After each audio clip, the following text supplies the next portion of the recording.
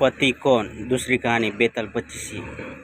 यमुना के किनारे धर्मस्थान नामक एक नगर था। उस नगर में गणाधिप नाम का राजा राज करता था। उसी में केशव नाम का एक ब्राह्मण भी रहता था। ब्राह्मण यमुना के तट पर जप तप किया करता था। उसकी एक पुत्री थी जिसका नाम मालती था। वह बड़ी रूपवती थी। जब वह ब्याह के योग्य हुई तो उसके माता पिता और भाई को चिंता हुई।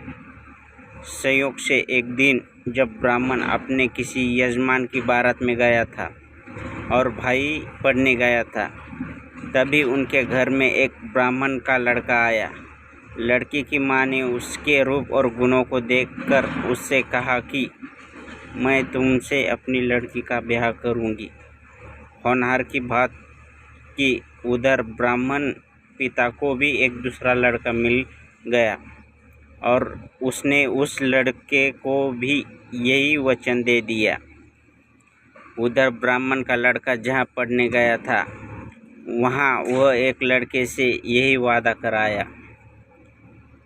कुछ समय बाद बाप बेटे घर में इकट्ठे हुए तो देखते क्या है कि वहाँ एक तीसरा लड़का और मौजूद है। दो उनके साथ आए थे। अब क्या हो। ब्राह्मण, उसका लड़का और ब्राह्मणी बड़े सोच में पड़े।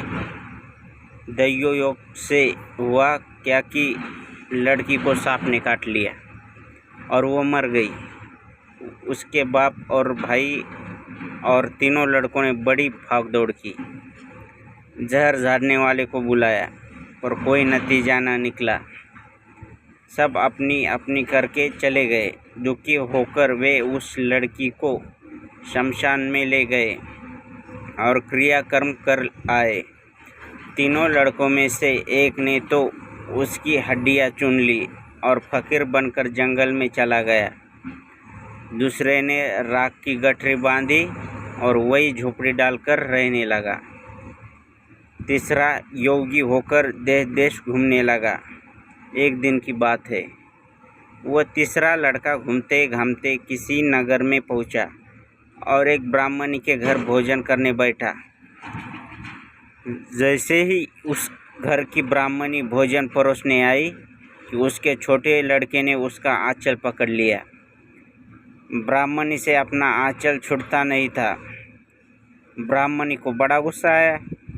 उसने अपने लड़के को छिड़का, मारा पीटा, फिर भी वह न माना तो ब्राह्मणी ने उसे उठाकर जलते चूल्हे में पटक दिया। लड़का जलकर राख हो गया। ब्राह्मण बिना भोजन किए ही उठ खड़ा हुआ। घर वालों ने बहुत तेरा कहा पर वह भोजन करने के लिए राजी न हुआ। उसने कहा, जिस घर में ऐसी राक्षसी हो उसमें मैं भोजन नहीं कर सकता। इतना सुनकर वह आदमी भीतर गया और संजीवनी विद्या की पोथी लाकर एक मंत्र पढ़ा। जलकर राख हो चुका लड़का फिर से जीवित हो गया। यह देखकर ब्राह्मण सोचने लगा कि अगर यह पोथी मेरे हाथ पड़ जाए तो मैं भी उस लड़की को फिर से जिंदा कर सकता हूँ। इसके बाद उस लड़के ने भोजन किया और वही ठहर गया। जब रात को सब खा पी कर सो गए तो वह ब्राह्मण चुपचाप वो पोथी लेकर चल दिया। जिस स्थान पर उस लड़की को जलाया गया था वहाँ जाकर उसने देखा कि दूसरे लड़के वहाँ बैठे बातें कर रहे हैं। इस ब्राह्मण के यह कहने पर कि उसे संजीवनी विद्या की पोथी मिल गई है और वह मंत्र पढ़कर लड़की को जिंदा कर सकता है। उन दोनों ने हड्डियाँ और राख निकाली। ब्राह्मण ने जैसे ही मंत्र पढ़ा वह लड़की जी उठी। अब तीनों उसके पीछे आपस में झगड़ने लगे। इतना कहकर बेताल बोला, राजा बताओ कि वह लड़की किसकी स्त्री होनी चाहिए।